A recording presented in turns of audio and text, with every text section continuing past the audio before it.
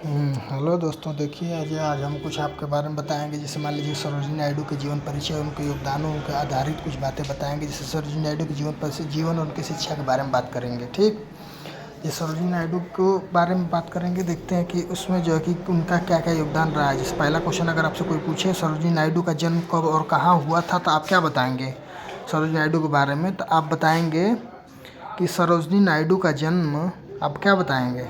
आप ये बताना शुरू करेंगे कि सरोजिनी नायडू का जन्म 13 फरवरी 1879 को हैदराबाद में हुआ था। कहाँ हुआ था? हैदराबाद में हुआ था। कब हुआ था? 13 फरवरी 1879 को हुआ था। ठीक, इसी तरह से अगर आपको कोई दूसरा क्वेश्चन अगर आपसे पूछना चाहे तो देखिए, नेक्स्ट क्वेश्चन अगर कोई पूछे आपसे कि सरोजिनी नायडू ने या उन्होंने किस भाषाओं का ज्ञान था, उनको किस भाषाओं का या कितनी भाषाओं का ज्ञान था, तो अगर आपसे कोई पूछे किस भाषाओं का या कितनी भाषाओं का ज्ञान था, तो आप बताएंगे वे एक विलक्षण प्रतिभा वाली महिला थी। क्या थी वो?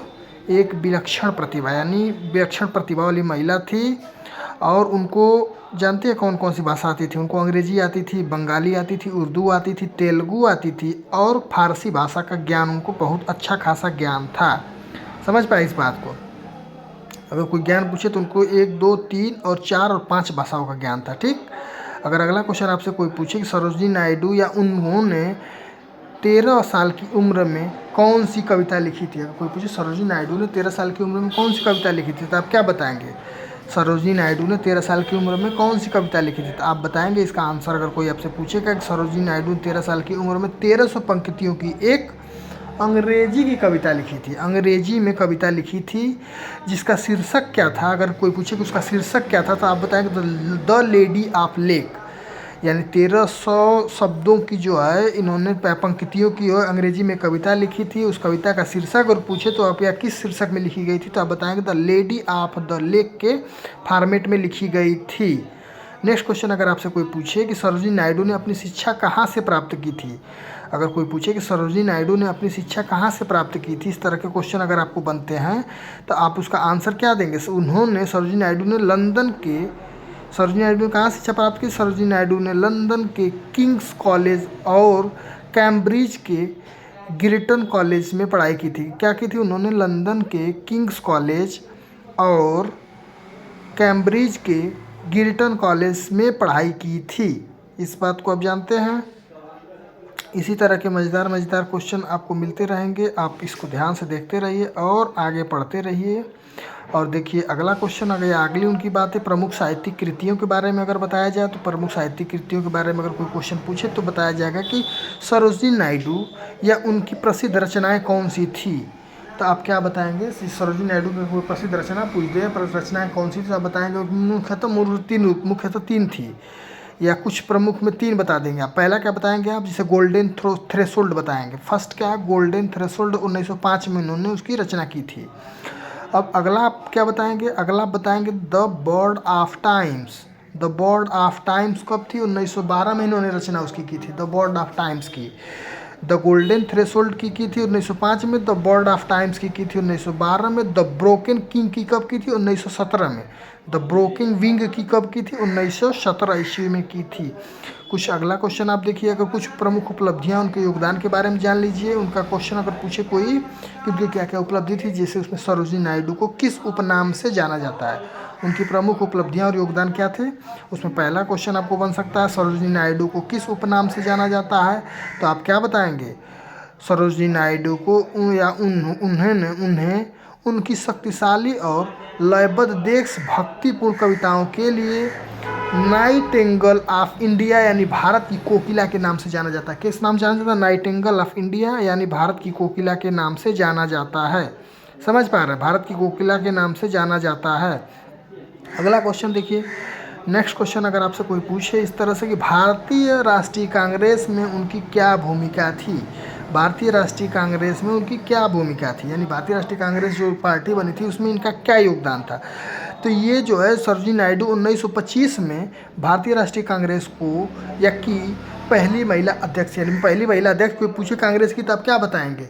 भारत की अगर पूछे तो भारतीय, पूछे तो आप बताएंगे सरोजिनी नायडू बताएंगे। अगर उस तरफ पूरे विश्व में पूछे तो एनी बेसेंट बताएंगे।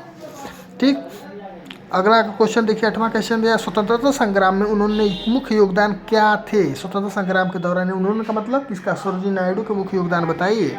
तो आप बताएंगे मुख्यतः उसके निम्न योगदान थे, मुख्य निम्न योगदान थे। तो पहला उनका योगदान क्या था? उन्होंने भारतीय स्वतंत्रता आंदोलन में महत्वपूर्ण भूमिका निभाई और वे महात्मा गांधी की निकटतम सहयोगी थी। निकटतम सहयोगी का मतलब जब 1915 में जब आए थे दक्षिण अफ्रीका से भारत महात्मा गांधी, तभी भी वो उनके साथ, पहला उनका चंपारण सत्याग्रह था तो उस समय इन्होंने जो है कि साथ दिया था उनका। उन्होंने महिलाओं के अधिकार और सामाजिक सुधारों की भी वकालत की थी। महिलाओं को लेके, सशक्तिकरण को लेके ये ज़्यादा जागरूक थी और चाहती थी कि लोगों की मदद की जाए। महात्मा गांधी के साथ इन्होंने सत्याग्रह में भी भाग लिया था। महत्वपूर्ण पड़ाव इनके क्या, मतलब इनके जीवन में कब कब बदलाव आए उसके बारे में जान लेते हैं थोड़ा सा। उस तरह क्वेश्चन अगर पूछे, सरोजिनी नायडू भारतीय राष्ट्रीय कांग्रेस में कब शामिल हुई? अगर कोई पूछे आप सरोजिनी नायडू भारतीय राष्ट्रीय कांग्रेस में कब शामिल हुई, तो आप क्या बताएंगे? वे 1905 में भारतीय राष्ट्रीय कांग्रेस में शामिल हुई। सरोजिनी नायडू कब शामिल हुई? 1905 में। 1905 में भारतीय राष्ट्रीय कांग्रेस के रूप में उन्होंने शामिल हुई थी। ठीक, 1905 में भारतीय राष्ट्रीय कांग्रेस के रूप में शामिल हुई। अगर कोई अगला क्वेश्चन पूछे, 10वां क्वेश्चन अगर कोई पूछ रहा है आपसे कि प्रश्न संख्या 10, उन्होंने चंपारण बिहार में गांधी जी के साथ काम किया था। कब काम किया था? तो आप अगर कोई पूछे कि उन्होंने चंपारण में बिहार में गांधी जी के साथ कब काम किया था, तो आप बताएंगे उन्होंने 1915 में चंपारण जो सत्याग्रह था उसमें बिहार से शुरू हुआ चंपारण सत्याग्रह, तो उसमें गांधी जी के साथ काम किया था। ठीक, उसमें गांधी जी के साथ क्या किया था? काम किया था। कौन? सरोजिनी नायडू। पहला सत्याग्रह था महात्मा गांधी का, चंपारण वाला। उस समय उनके साथ कौन थी? महिला थी, महिलाओं के सशक्तिकरण की बात करती थी, सरोजिनी नायडू थी। अगला क्वेश्चन अगर आपसे कोई पूछे कि सविनय अवज्ञा आंदोलन के दौरान क्या हुआ था? ठीक, तो आप क्या बताएंगे? सिविल डिसोबिलाइजेशन मूवमेंट के बारे में आप पूछेगा तब क्या बताएंगे? आप बताएंगे 1930 में उन्होंने नमक सत्याग्रह आंदोलन का नेतृत्व किया और अंग्रेजों द्वारा गिरफ्तार की गई थी। कौन गिरफ्तार किया गया था? सरोजिनी नायडू। और 1930 में क्या की थी? नमक सत्याग्रह आंदोलन का नेतृत्व किया। 1930 में नमक सत्याग्रह का आंदोलन चालू किया गया था, आप ये भी जान सकते हो। 1932 में सविनय अवज्ञा आंदोलन में भाग लेने के कारण उन्हें जेल भेज दिया गया था। यानी सब सविनय अवज्ञा आंदोलन हुआ था तो उस समय उन्होंने भाग लिया था, उसका नेतृत्व किया था, तो उसकी वजह से उनको 1932 में जेल भेज दिया गया था।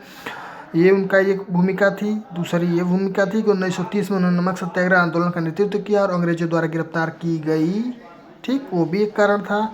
इसी के साथ thank you so much. Video बनने के धन्यवाद। Thank you.